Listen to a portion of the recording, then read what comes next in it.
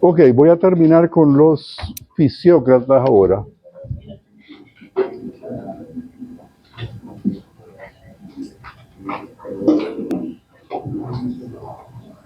Características principales. Y después continuamos con la escuela clásica. Aquí, como les prometí, les traje, este es el gran libro del creador de la ciencia económica, Adam Smith. Y de ahí vamos a leer algunas cosas. Ok, los fisiócratas. Uno de los rasgos principales de los fisiócratas es que su estudio pasa de la esfera de la circulación a la esfera de la producción. O sea, hay un avance con respecto a los mercantilistas. Eso es uno. Es decir, cuando nos referimos a la esfera de la circulación, nos estamos refiriendo, por ejemplo, al comercio exterior principalmente, que para los mercantilistas era vital, ¿verdad? No así para los fisiócratas. Entonces se pasa de la esfera de la circulación a la esfera de la producción. Por supuesto, a los mercantilistas les interesaba nada más la esfera de la circulación. ¿Circulación de qué? De oro y plata. La balanza comercial, ¿verdad?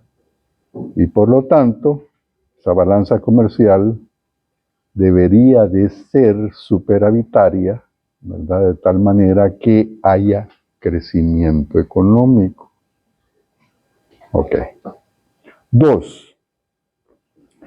De esta manera exponen el concepto de producto neto. Ok, voy a... 1. Esfera de la circulación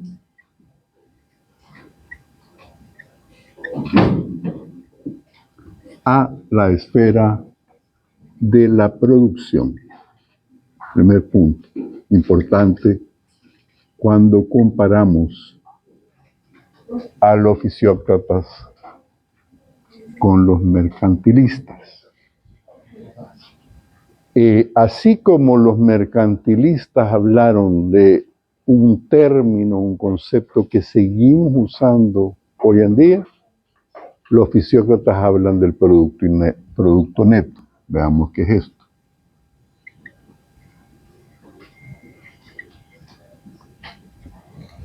Ok.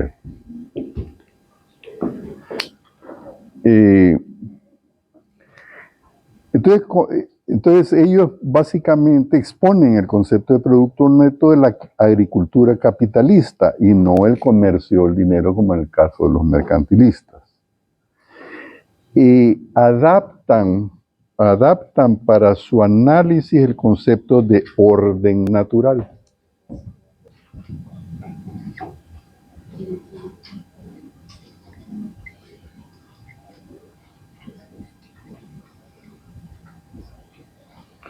Orden natural.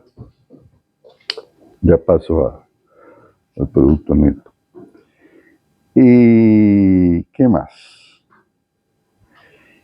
De hecho, fisiocracia significa gobierno de la naturaleza. Ahí está la razón por qué ellos adaptan el concepto de orden natural. Fisiocracia quiere decir, muchas gracias, gobierno de la naturaleza, te agradezco. Gobierno de la naturaleza.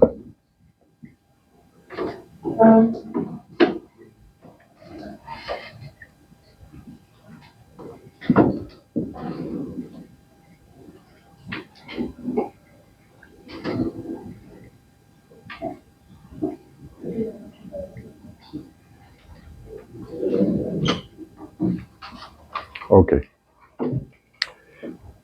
¿Qué más sobre los fisiócratas?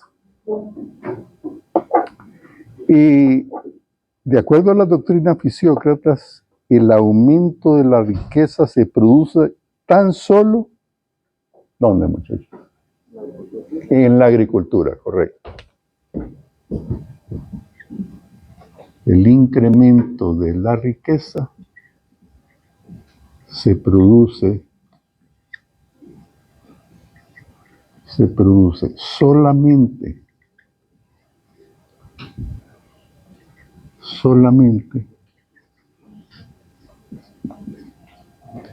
en la agricultura.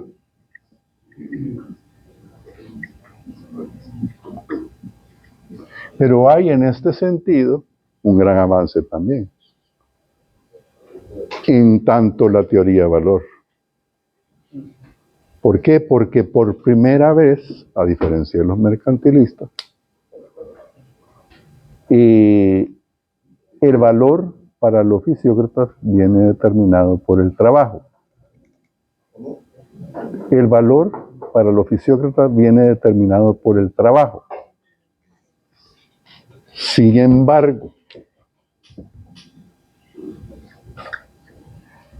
no consideran que otro tipo de trabajo que no sea en la agricultura produzca valor. Por lo tanto, hay una limitación, digamos, ¿verdad?, de parte de los fisiócratas. Dice, solo el trabajo que se produce, que se emplea en la agricultura, es el que produce valor. No así los otros tipos de trabajo, industria, comercio, etcétera, eso no produce valor, es estéril.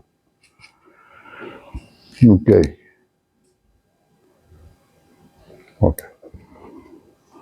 Y entonces, de acuerdo a las doctrinas fisiócratas, el aumento de la riqueza se produce solo en la agricultura. El trabajo productivo es el único capaz de generar excedente. Y al trabajo productivo se refieren al trabajo en la agricultura, ¿verdad? Trabajo productivo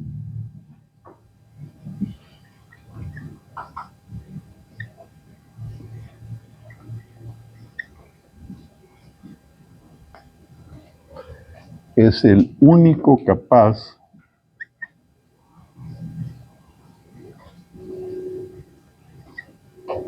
de crear excedente.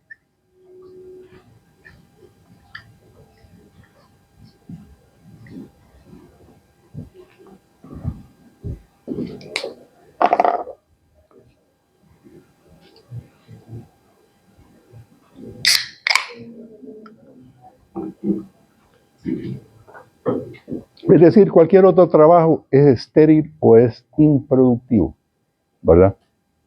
Eso es lo que están diciendo los fisiócratas. Ok. Y veamos algo más. Y luego pasamos a la escuela clásica. Estoy resumiendo nada más.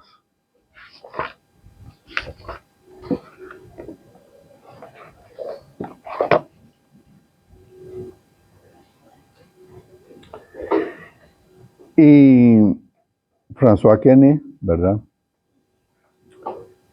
médico de la corte, nació en 1694, murió en 1774. Se le reconoce como el líder intelectual de la fisiocracia. Acuérdense que él crea le tableau économique, la tabla económica, ¿verdad? Eso es en Francia, por supuesto. Y se inicia la exposición de este modelo, la tabla económica, partiendo de la estructura de clases sociales.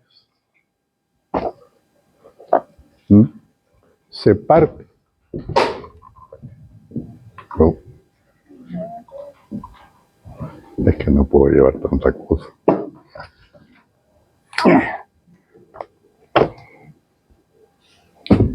Entonces, la tabla económica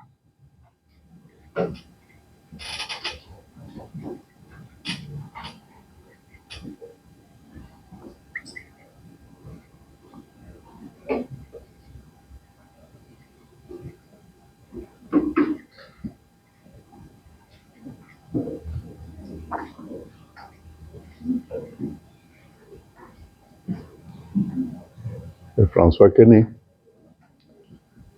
parte de, uno,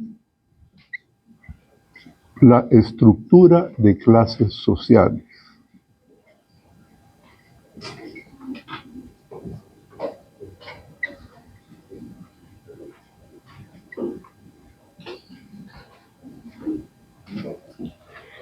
¿A quién creen ustedes? ¿A qué autor, a qué filósofo, a qué estudioso de la ciencia económica le sirve la tabla económica? Partiendo de que la tabla económica introduce el problema de las clases sociales, la estructura de las clases sociales.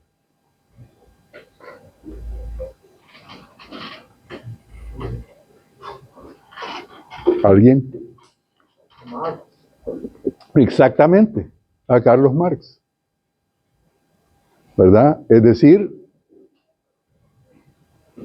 acuérdense que, lo vamos a ver por supuesto detenidamente, ya tengo ahí el libro en mi cubículo. Ahora me traje todos los libros que vamos a usar, los originales. Y es decir, Carlos Marx parte de eso, parte de una clase social acumuladora de bienes, dinero, etcétera, ¿verdad? Explotadora de la clase obrera, y la otra clase social que no le queda más que vender su fuerza de trabajo. ¿Por qué? Simple y sencillamente porque hay dos condiciones, dice Marx, ya lo vamos a ver detenidamente cuando empecemos el marxismo, pero lo adelanto, es que no posean medios de producción. O sea, ¿en qué punto un obrero se convierte en obrero? ¿Y por qué se convierte en obrero? Se convierte en obrero porque hay dos condiciones. Una, que no posea medios de producción. Al no poseer medios de producción, ¿verdad? Es decir, tierra, ganado, qué sé yo, ¿qué le queda? Y,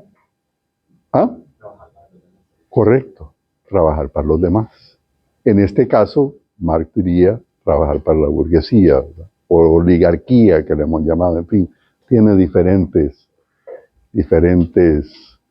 términos eso. Pero es el grupo en el poder. En el sistema capitalista de producción hay un grupo en el poder, ¿verdad? Independientemente de que se trate de Noruega o se trate de El Salvador. Por supuesto, hay diferencias, ¿verdad?, entre el grupo en el poder de Noruega y el grupo en el poder en El Salvador. Como también hay diferencias entre el grupo de poder de Suiza y los Estados Unidos. Yo me quedo con Suiza porque hay más equidad. No es que no hayan ricos, por supuesto, aquí hay multimillonarios. Pero hay más equidad porque, por ejemplo, el salario mínimo es de 3.500 francos suizos, que equivale a $3.700. Sí, es uno de los países más caros del mundo, pero ojo, imagínense ustedes el salario mínimo, ¿verdad? Ok. Bueno, solo los dejo ahí con el pensamiento. Y entonces, se inicia la exposición de este modelo, del modelo fisiócrata, partiendo de la estructura de clases sociales presente en el modelo de Quesnay. ¿Quiénes son? La clase productiva. ¿Qué es la clase productiva? Los trabajadores del campo. La clase productiva son los trabajadores del campo. La clase de los terratenientes. Bueno, eso sería el equivalente a la burguesía o la oligarquía, ¿verdad? Es decir, que poseen tierra, como aquí, ¿verdad? Es decir, las famosas 14 familias, la mayoría de ellos tenían fincas de café. Banca también, pero digo, fue un siglo entero en que fuimos productores de café, que exportamos café, ¿verdad?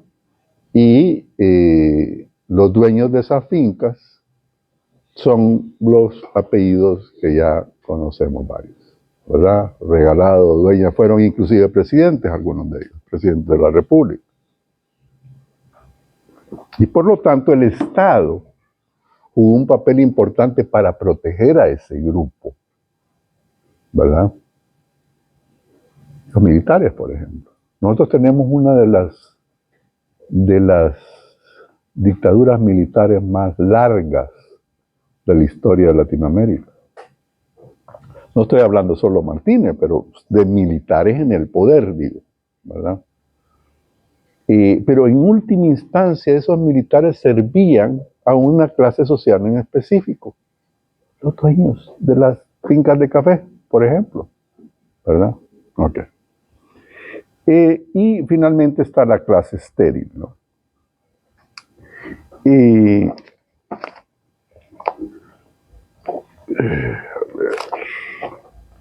¿Qué más sobre esto? Página 183. El modelo de la tabla económica es bastante sencillo. Para iniciar el esquema se debe tener en cuenta algunos aspectos. Esto, nada más no es que voy a hacer una pregunta de examen sobre esto, pero el Producto Global Anual asciende a una cantidad de dinero. Los gastos de reproducción no cambian año con año y los fisiócratas rechazan la injerencia del gobierno. Ok, otro aspecto importante, ¿verdad? Los fisiócratas rechazan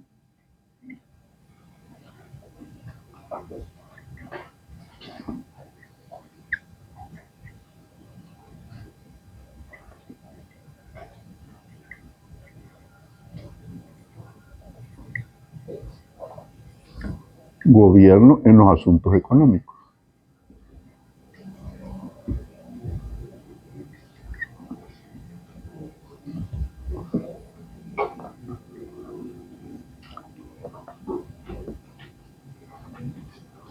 Asuntos económicos.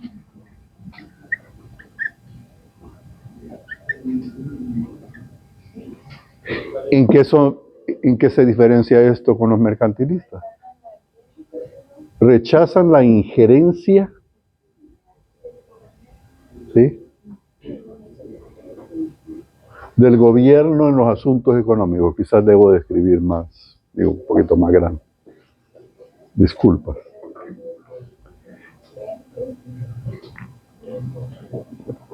Ok, ¿qué más para terminar con los fisiócratas? Proponemos por la tabla. 183. Y del modelo de Quesnay, así se pronuncia, Quesnay, François Quesnay, se sacan dos importantes consecuencias políticas. Uno, la capacidad natural del sistema económico para reproducirse y en cierto sentido para permanecer en equilibrio, en tanto no se viera obstruido por la intervención de autoridades políticas. Otra vez, esto lo que está diciendo es que el Estado no debe intervenir en la economía, sino que se debe de ocupar de otras cosas: educación, salud, vivienda, etc. ¿Sí? Ok. Lo mejor que podía hacer una autoridad central en el ámbito de economía pública era eliminar todo aquel complejo e ineficaz aparato fiscal, como lo tenían los mercantilistas, ¿verdad?, heredado de la Edad Media, que obstaculizaba la libre circulación de mercancías y la libre iniciativa privada. Ok. Prácticamente con eso termino con la fisiocracia. Preguntas, comentarios.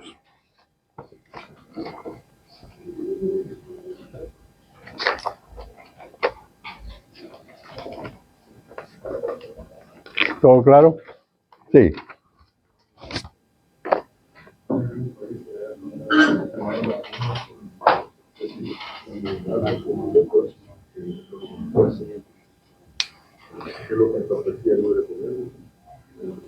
Bueno, buena tu pregunta, porque el famoso neoliberalismo, que se basaba, porque, a ver, el sistema capitalista de producción y sobre todo con el neoliberalismo se basa en la libre competencia.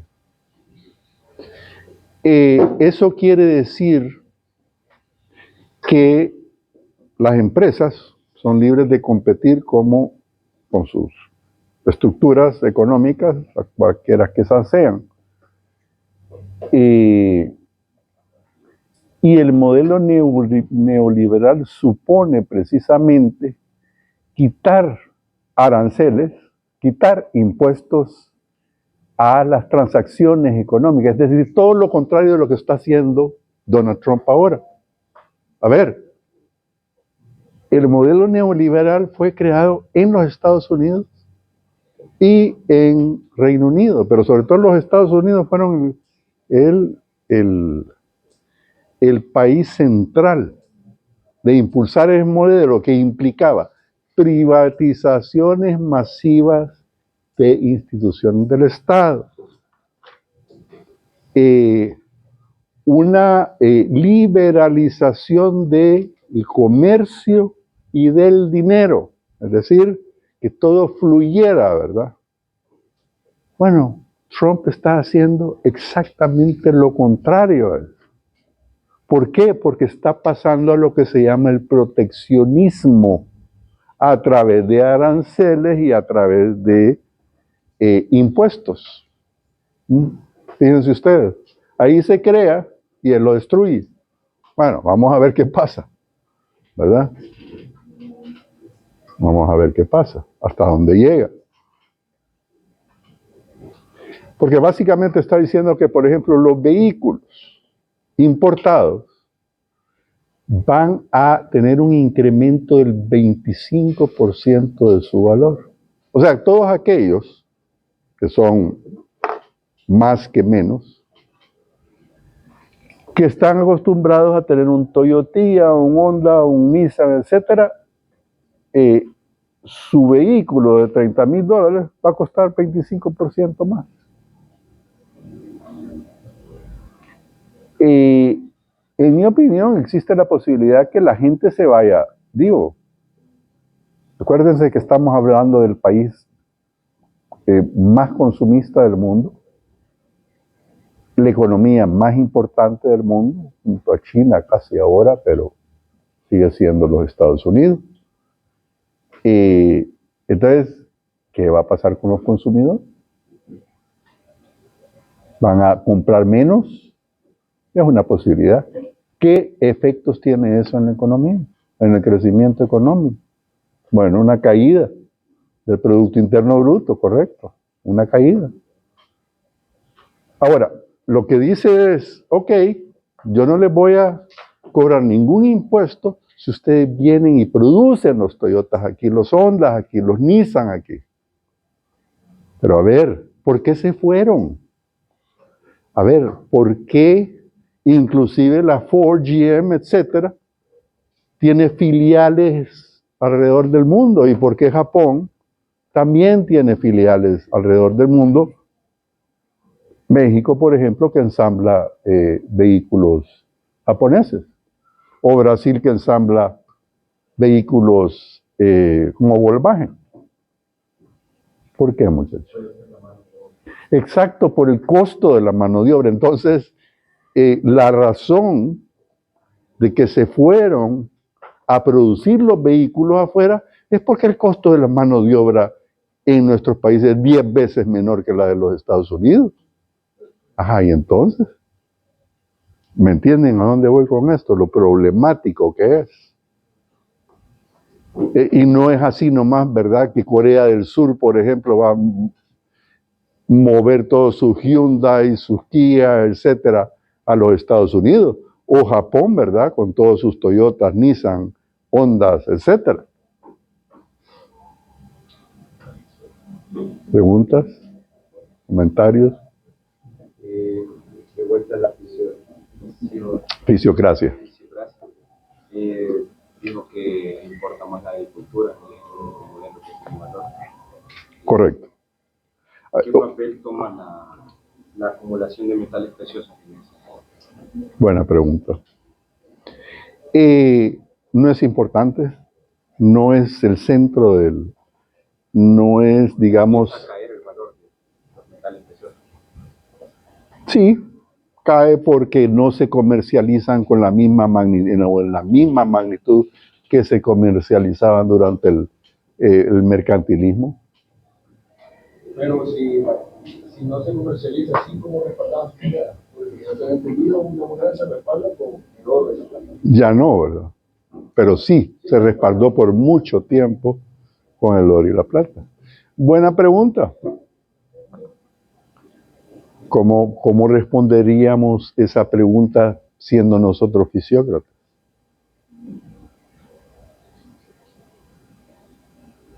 ¿Mm? En el caso de Estados Unidos, que tiene una bóveda, supuestamente. ¿La tiene? Sí, sí, se llama Fornex, sí, correcto. No, en el estado de Kentucky. Uh-huh, uh-huh. Sí. Sí.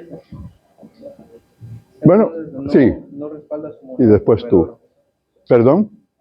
Con ese oro no respaldan el dólar. ¿Quiénes? Estados Unidos. El respaldo del oro como una, ¿cómo diría yo? Que ha sido una tendencia, ¿verdad? Ya no lo es más. Ya no lo es más. Porque el crecimiento económico, por ejemplo, no viene a partir de cuánto oro tiene un país o no, ¿verdad? Eso sale sobrando. Se mantenía entonces en el mercantilismo cuando se respaldaba la moneda por oro. O sea, se mantenía esa postura por el mercantilismo. En el mercantilismo, sí. Pero acuérdense que en la fisiocracia, los fisiócratas dicen no es de ahí de donde viene el valor. De donde viene el valor es la agricultura.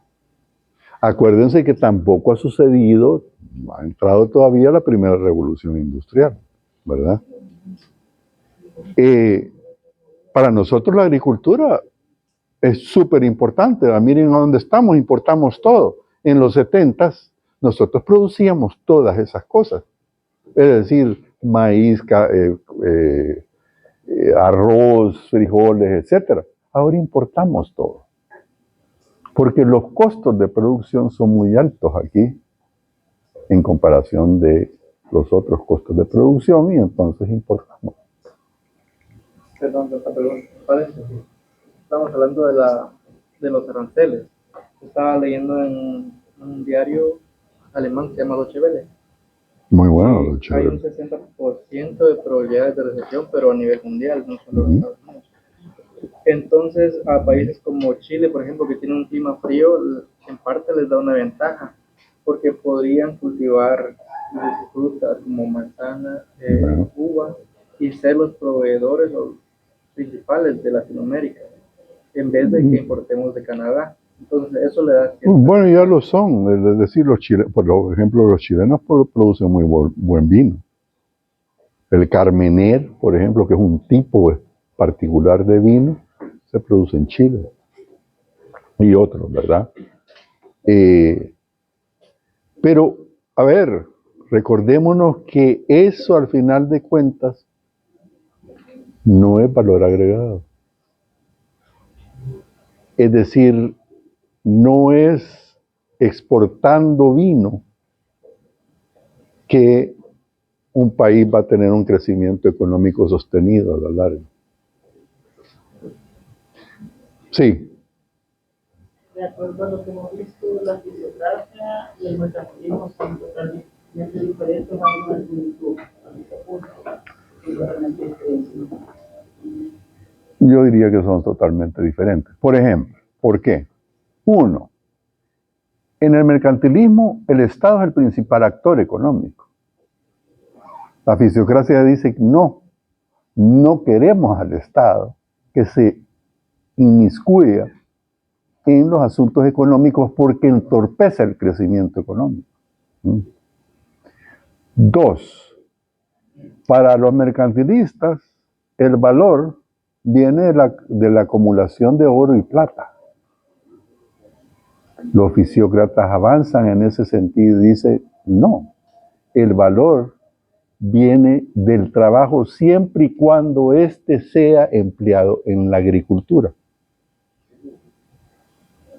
Estas han sido fuentes, es decir, ambas son importantes. Mírenlo ustedes, por ejemplo, lo de la balanza comercial viene de los mercantilistas. Pero en el caso de los fisiócratas, comienza ya algo que continuó en las siguientes escuelas económicas, que es, por ejemplo, la no intervención del Estado en los asuntos económicos.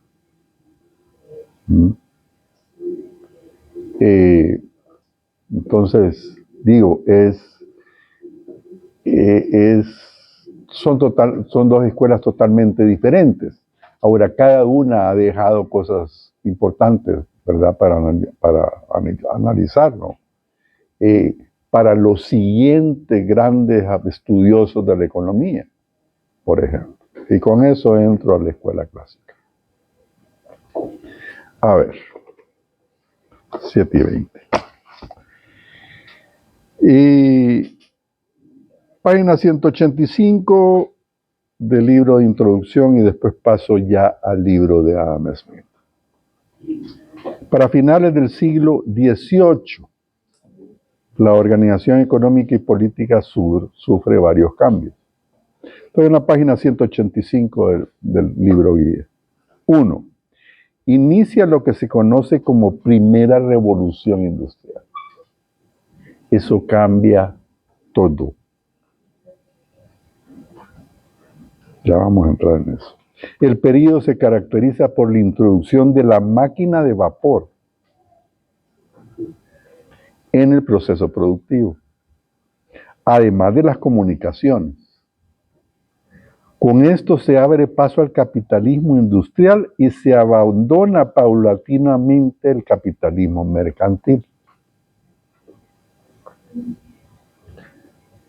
Es decir, la primera revolución industrial, que coincide cabal cuando Adam Smith publica su libro,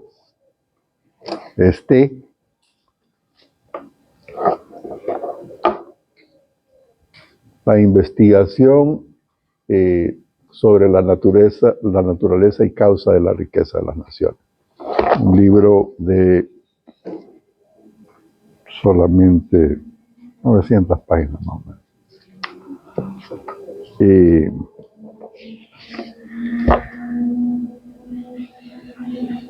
Inicia la relación entre el capital industrial y la ciencia. Entonces hay método, ¿verdad? Es decir, si hay ciencia, para hacer ciencia tiene que haber una metodología. ¿Se acuerdan de la metodología de la que hablamos, verdad? Habían 3 aspectos de la metodología de la ciencia económica. ¿Cuáles son esos?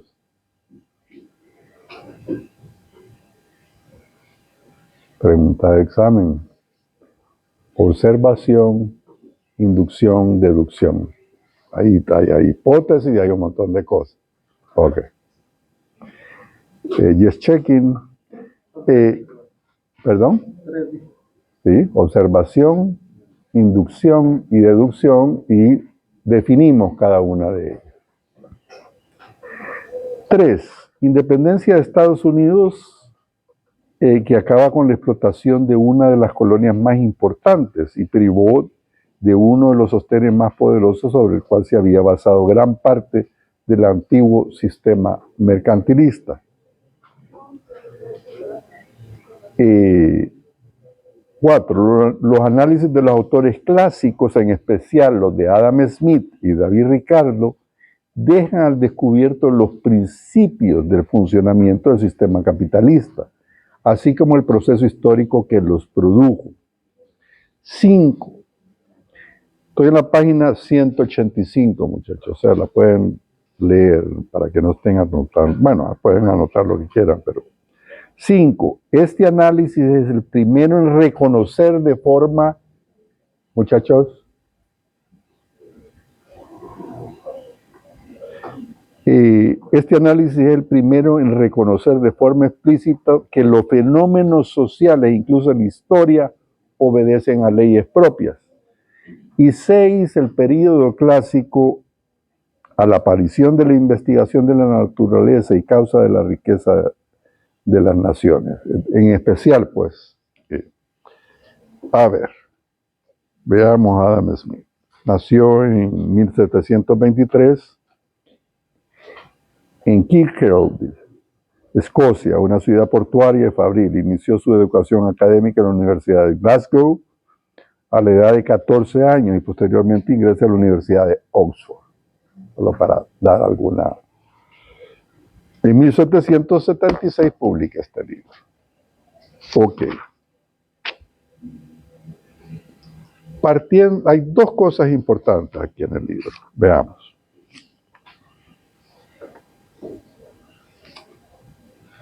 Hay varias cosas importantes, pero veamos qué dice Adam Smith. Según él, a lo que le llama el sistema de la libertad natural,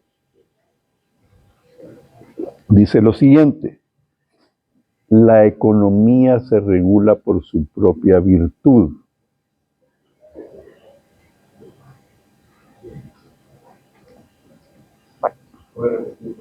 La economía se regula por su propia virtud.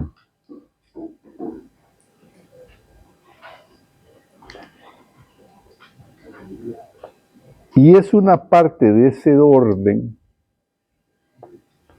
denominado por Smith el sistema sencillo de la libertad natural. Es suficiente que dejemos al hombre abandonado a su iniciativa para que al perseguir su propio interés promueva el de los demás. La naturaleza encomienda a cada uno de nosotros el cuidado de sus negocios en la inteligencia de que nadie es más capaz que el propio interesado para juzgar lo que le conviene en cada caso concreto. Pero las cosas se encuentran dispuestas de tal forma que buscando nuestro bienestar y nuestro acomodo sin pretenderlo, promovemos la satisfacción de las necesidades ajenas mejor que pudiera hacerlo el gobierno más previsor y prudente. ¿De dónde viene? ¿Con quién? ¿Con qué escuela de pensamiento usted diría Adam Smith está influenciado por esa escuela de pensamiento? ¿Perdón? Repito. La naturaleza encomienda a cada uno de nosotros el cuidado de sus negocios en la inteligencia de que nadie es más capaz que el propio interesado para juzgar lo que le conviene en cada caso concreto. Pero las cosas se encuentran dispuestas de tal forma que buscando nuestro bienestar y nuestro acomodo, sin pretenderlo, promovemos la satisfacción de las necesidades ajenas mejor que pudiera ser el gobierno más previsor y prudente. Exacto. Ya ahí está diciendo en las primeras páginas Adam Smith que el gobierno no tiene que intervenir en la economía. Los mercantilistas todo lo contrario, ¿verdad? Pues si el Estado era el principal actor económico. No así los fisiócratas. Los fisiócratas dicen no. Ok. El rico y poderoso suele gastar la mayor parte de su fortuna en regalo de sus sentidos. en orientación y boato. Boato es como ostentación de lujo. Eso quiere decir boato, o riqueza, pues. Entonces el rico y el poderoso suele gastar la mayor parte de su fortuna en regalo de su sentido, en ostentación y boato. Sin embargo, la fuerza misma de su riqueza le obliga a compartir la abundancia con los demás. Ya me estoy hablando ya del sistema. Los ricos escogen del montón solo lo más preciado y agradable. Consume un poco más que el pobre. A pesar de su egoísmo y rapacidad natural, y aunque solo procuran su propia conveniencia, y lo único que se proponen con el trabajo de esos miles de hombres a los que le dan empleo es la satisfacción de sus vanos e insaciables deseos, dividen con el pobre el producto de todos sus progresos. De alguna manera ya está hablando de clases sociales. ¿De a dónde lo toma? Lo toma del Tableau économique de François Quesnay, ¿verdad? Ok. Y ya paso a la división del trabajo. Pero también dice lo siguiente: el interés privado es el motor fundamental de la vida económica. ¿Qué creen ustedes de eso? El interés privado, dice, es el motor fundamental de la vida económica.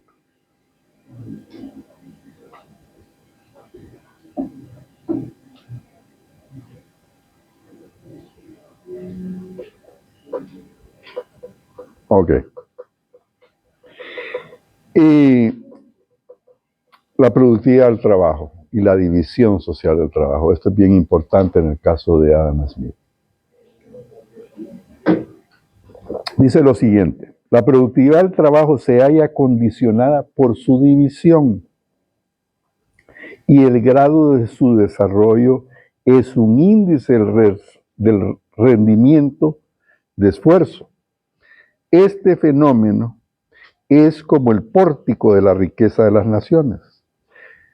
Gracias a la división del trabajo se potencia extraordinariamente el rendimiento del hombre y se nos presenta a la sociedad por su ministerio como un inmenso sistema de cooperación en el que cada uno produce lo que necesita para sí mismo, sino lo que reclaman los demás. La división del trabajo tiene su origen en una cierta tendencia que convida al hombre a cambiar una cosa por otra con sus semejantes. El individuo propende al trueque de una manera elemental, como movido por una inclinación primaria. Para el economista escocés, esa propensión tiene un origen psicológico. Para Adam Smith, en el fondo, no es sino un resorte más, estrechamente emparentado con el interés personal, que le lleva a conseguir por ese procedimiento una satisfacción más cumplida de sus necesidades. La división del trabajo se encuentra limitada por la extensión del mercado.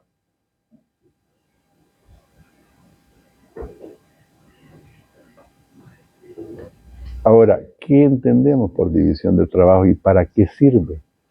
¿Por qué eso cambia y por qué la primera revolución industrial se basa precisamente en la división del trabajo? Porque, ¿qué es la división? Marx le llamaría la división social del trabajo. Muchachos.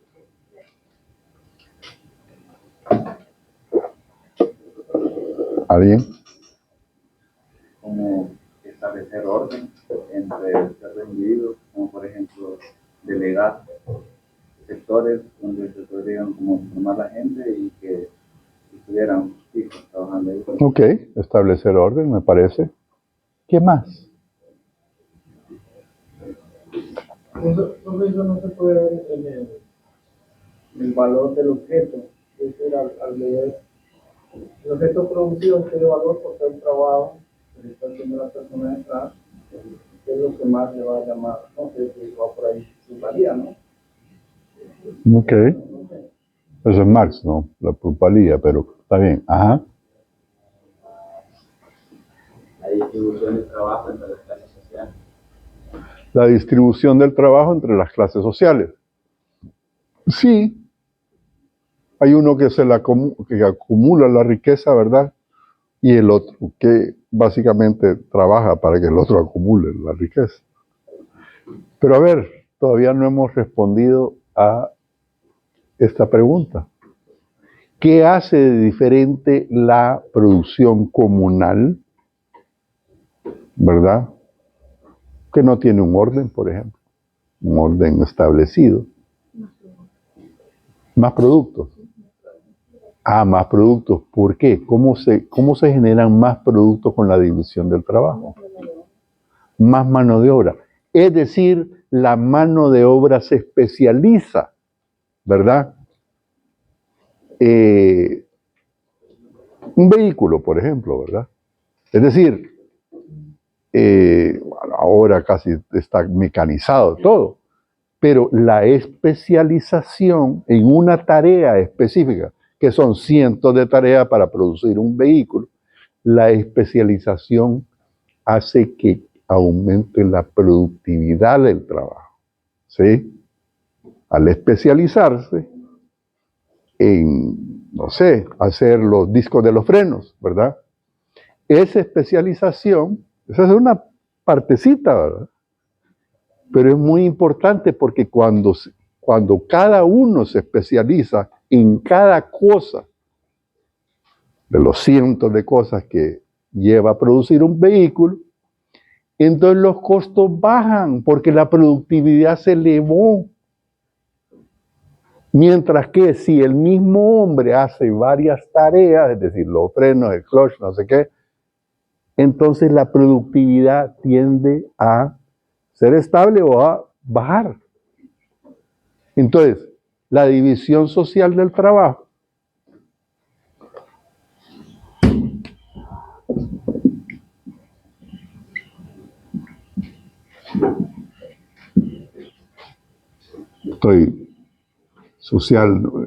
Adam Smith no está hablando de división social del trabajo, aquí estoy más bien usando el término de Marx. Está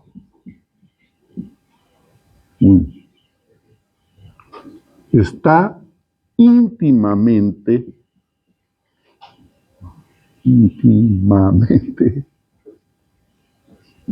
ligada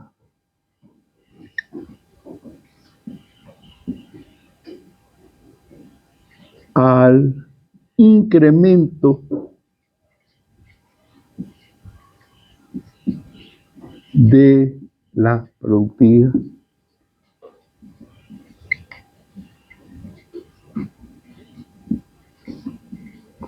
Y el primero que habló de la división del trabajo es Adam Smith, de la importancia de la división del trabajo. Claro, porque habla él de eso, que estaba pasando en el momento que él está hablando de la división del trabajo. La primera revolución industrial, es decir, donde ya había especialización de cada trabajador en ese orden del que hablaba, ¿verdad? En tareas específicas. ¿Qué hace eso? Bajar costos y por lo tanto elevar los niveles de ganancia del propietario de la empresa. Así de... ¿ah? La eficiencia, correcto. ¿Ah? Como chino, ¿sí? ¿Sí? Bueno, miren los japoneses. Es decir, los japoneses destruidos, etcétera, ¿verdad? Después de la Segunda Guerra Mundial, 20 años más tarde estaban produciendo vehículos,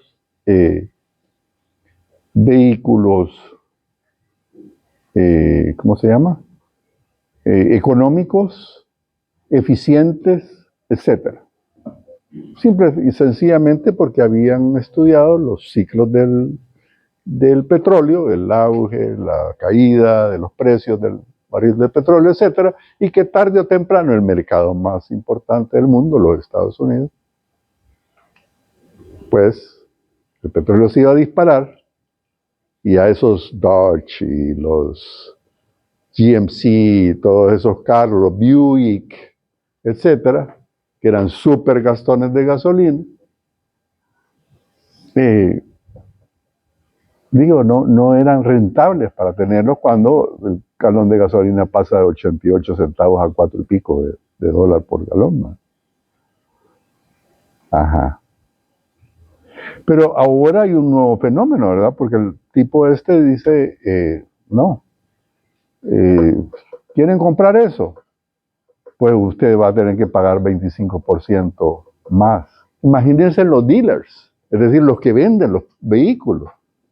O sea, la tendencia es que haya menos consumo de esos vehículos, ¿verdad? A pagar 25% más del valor de un vehículo de eso. Y por supuesto ya hay una cultura en los Estados Unidos de usar esos vehículos, no veir los vehículos pesados. Es más, la Ford, la GM, etcétera, comenzó después, cuando se dieron cuenta que los habían invadido, ¿verdad?, de carros eficientes, durables, etcétera, comenzó a reducir los tamaños de sus vehículos. Y ahora produce, por supuesto, Ford, etcétera, vehículos pequeños, ¿verdad?, de 4 cilindros en vez de 8, ¿verdad?, que hacen 40 kilómetros por galón, 50, etcétera. ¿Alguien levantó la mano? Sí. Tengo una pregunta. Dale. Bueno, antes de hacerlo, solo quiero quedar un poco más claro. Actualmente, con las discusiones que están con Trump, ¿cómo podría categorizar en la situación en que se encuentra con el dilema de la economía y los aranceles? ¿Por qué me refiero a eso? Porque a simple vista se ve como también el Estado ahorita con Trump se ve un poco mercantilista, porque está por la misma lucha de tener un comercio equitativo. Porque por un lado, en una de las consultas que podría tener un poco más directa, ¿por qué es necesario que vuelva la industrialización de Estados Unidos si se dedica a otro tipo o otro rubro de su propia economía? Muy buena pregunta, muy buena pregunta. Muchachos, contestémoslas todos. ¿Por qué es necesario que vuelva la industrialización en los Estados Unidos?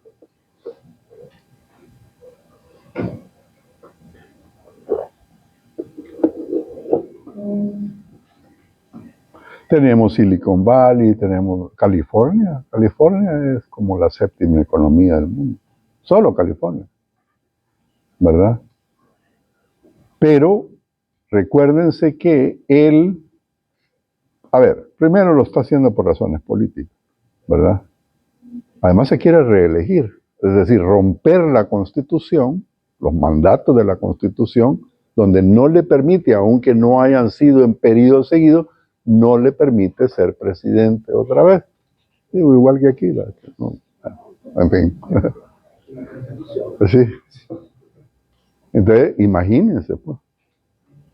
Y de ahí el efecto que esto va a tener en el mundo, ¿verdad? La probabilidad de una recesión, ¿verdad? Si es que aplica lo que ha dicho que va a aplicar, es inminente, en mi opinión. Sí. Creo que un poco ligado hacia ese tema, como tal, creo que la recesión ya le tocó a varios países, por ejemplo, a la Unión Europea.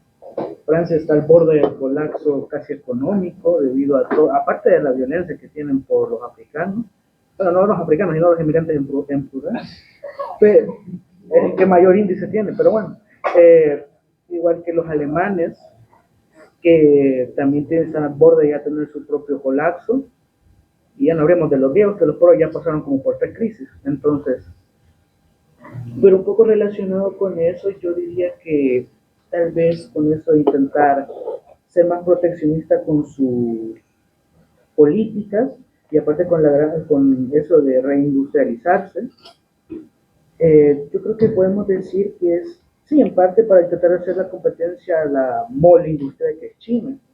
Pero creo que también, y creo que por eso se está aprovechando bastante, aparte de ser la economía más poderosa, sigue siendo la más poderosa, es por intentar, creo que, restablecer su poder hasta cierto punto. Sí. Aparte que como tal, su moneda no está respaldada por absolutamente nada más que por el valor de su propio, por así decirlo, ejército, y en parte eso también explica por qué tiene bases en todos los países del mundo, bueno, menos en África, porque ya le ganó China, pero creo que va un poco ligado a eso, diría yo. En parte también estamos viendo la pelea de poder ahorita, tanto económica y aparte que su economía se ha quedado estancada en comparación con la China, porque la China que ha mantenido una subida estable, contrariamente a la estadounidense que prácticamente se acaba de estancar en los 31 trillones en inglés y billones en español. Creo que es un poco relacionado a eso. Ok, está bien, de acuerdo. No es del todo descabellado, ¿verdad? Lo que está proponiendo. Lo interesante es que en una economía tan interconectada y tan globalizada, acuérdense que ahora un vehículo ya no es como antes, ¿verdad? Un Peugeot, un Renault, tenía todas sus partes francesas. No, ahora no.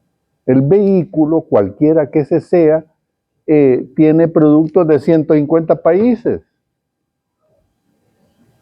Desde los chips hasta los cobres, las llantas, etcétera, ¿verdad?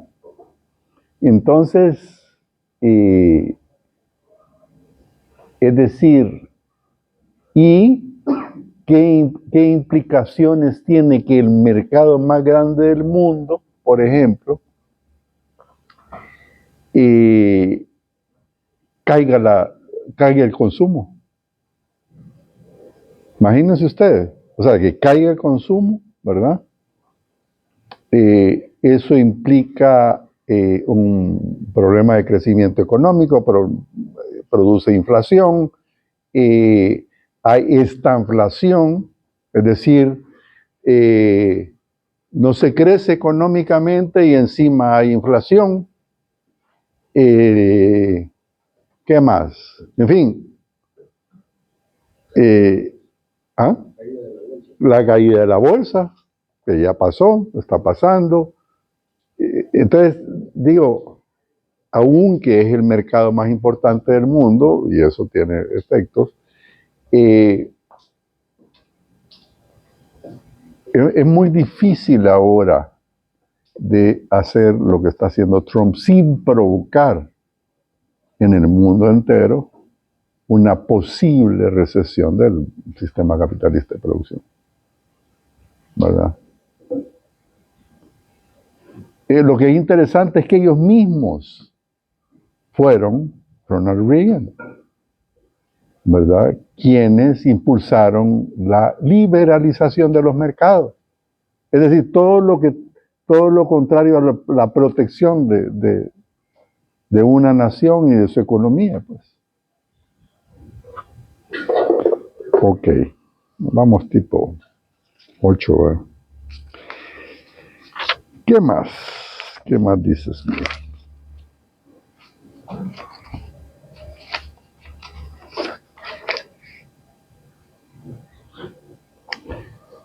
Un ejemplo de la división del trabajo. Tomemos como ejemplo una manufactura, dice, de poca importancia, pero cuya división del trabajo se ha hecho muchas veces referencia, la de fabricar alfileres.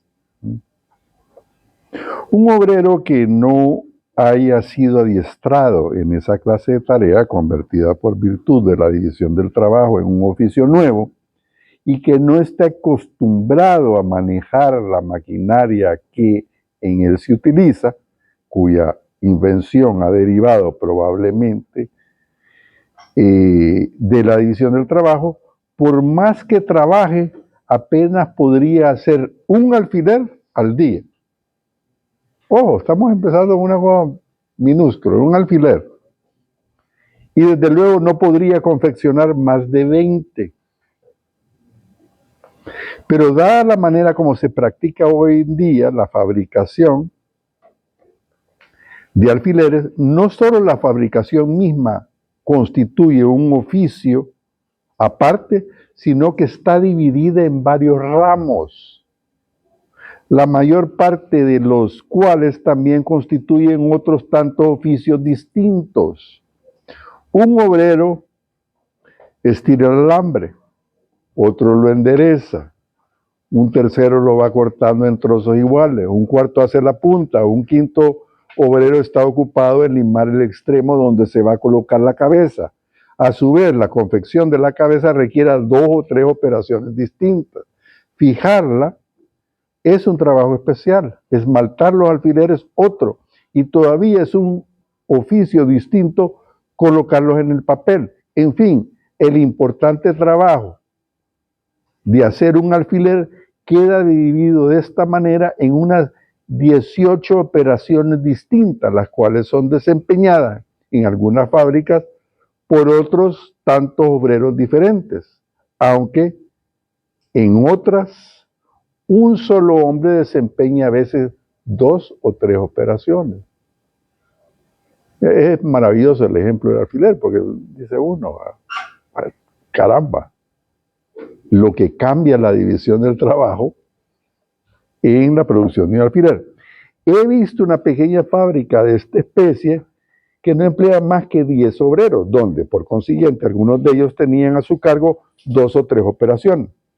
Pero a pesar de que eran pobres y por lo tanto no estaban bien provistos de maquinaria de vida, podían, cuando se esforzaban, hacer entre todos diariamente unas 12 libras de alfileres.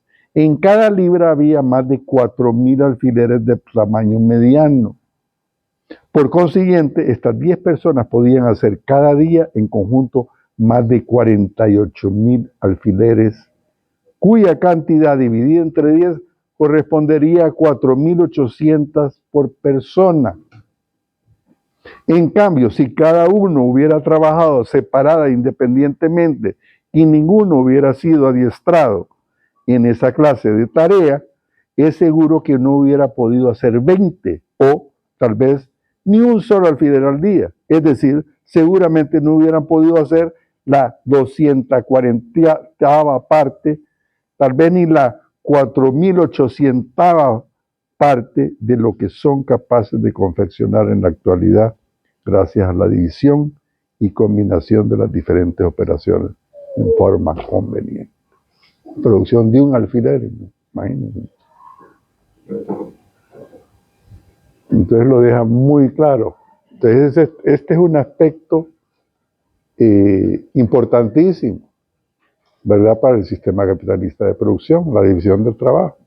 Es decir, en otras palabras, la especialización, y por lo tanto, cómo eso incrementa la productividad. Al incrementar la productividad se bajan los costos y aumenta ¿qué? La ganancia. Exactamente. Pero ¿cómo puede verse el hecho de que hay productos que no tienen demasiada productividad, pero aún siguen teniendo como margen de ganancia? Por ejemplo. En mi caso, un caso no sé si será tonto, ¿cierto? Pero nada es tonto. es lo mismo un teléfono Samsung que un iPhone, porque tienen las mismas, le brindan los mismos servicios. O sea, los dos sirven para ver la hora, para mandar mensajes, los dos tienen cámara. Entonces, la diferencia es que el iPhone tiene mayor valor, pero el Samsung no. Es más barato. Bueno, es una manera de competir con Apple, ¿verdad? Yo siempre he tenido iPhone y siempre he tenido Honda, desde motos hasta carros, yo, ¿verdad? Y este, que es muy poco conocido, me gustó por lo siguiente. Primero era rojo, me gustó el color rojo, pero es súper delgadito. ¿Ven? Es súper delgadito. Claro, este no es 15, 16, 14, nada de eso. SE se llama. Pero hace todas las cosas, digo, cualquier cosa, ¿verdad? En fin, eso es cuestión del gusto del cliente, ¿verdad? Pero sí, es decir, ahí también tiene que ver la división del trabajo y la productividad en ambos casos. En la producción de iPhone o en la producción del otro que se llama ¿qué? Samsung, ¿ok?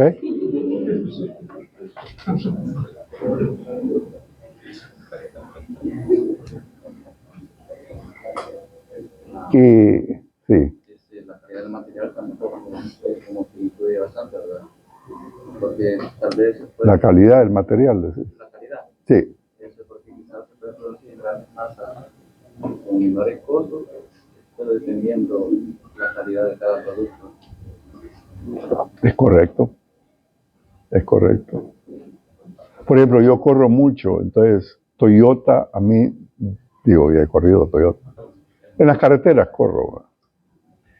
Y la diferencia entre el Honda y el Toyota, por ejemplo, en ese sentido, yo soy como un BMW, el Honda.